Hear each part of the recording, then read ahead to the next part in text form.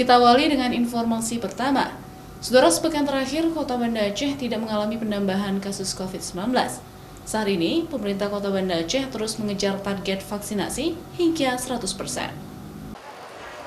Kasus COVID-19 di Banda Aceh saat ini berada di angka 0 penambahan kasus harian, sehingga pemerintah Kota Banda Aceh dapat berfokus pada capaian target vaksinasi yang saat ini berada di 87% menjadi 100%.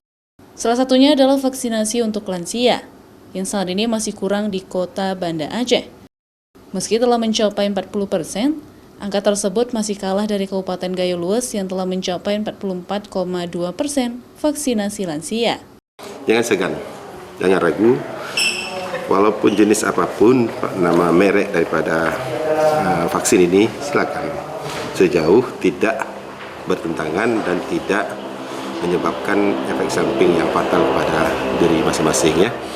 Kita melihat dari jutaan orang yang sudah divaksin, 1-2 yang ada KIPI itu wajar-wajar saja.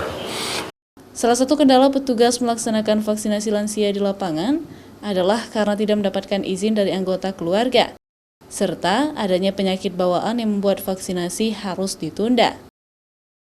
Syahril, Kompas TV, Banda Aceh.